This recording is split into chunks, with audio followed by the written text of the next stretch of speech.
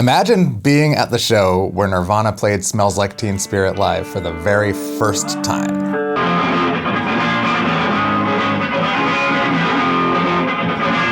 It's April 1991. Nirvana is a big Seattle band and a band who's toured quite a bit. They put out one album on Sub Pop, Bleach, great album. But Nevermind doesn't exist yet. They're not the huge mega band that they would be 6 months from then. Paid $8 each to see Nirvana at the OK Hotel. We were in there, it was super packed. There were lots of people outside that couldn't get in. Bikini Kill opened, a band called Fits of Depression opened.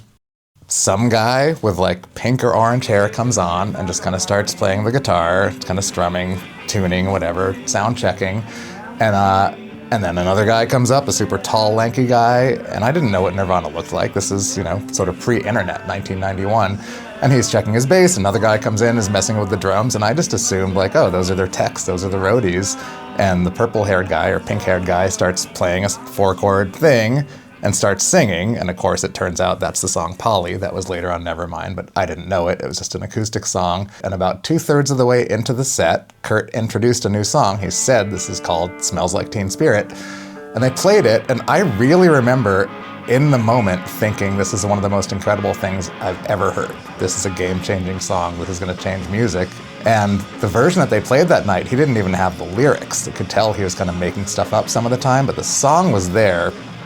And it really blew me away. And when I left the show that night, I remember leaving, we were walking to the car, and I felt sort of sick and kind of had this dark pit in my stomach. And I'd been to tons of shows. I was 19 years old at the time. I'd seen so many bands. And I usually felt great when I left a show that was that good. That was one of the best shows I'd ever seen. But for some reason, I felt terrible that night. And I think it was honestly because there was something about those three guys, the sum of the parts. They were so good, it was so intense, and I couldn't put my finger on it. It was just guitar, bass, drums, and Kurt singing. But it was so powerful, and especially that song, it really kind of ruined music for me temporarily. It was the best thing I'd ever seen. Nothing would ever be that good again. No band would ever be that good.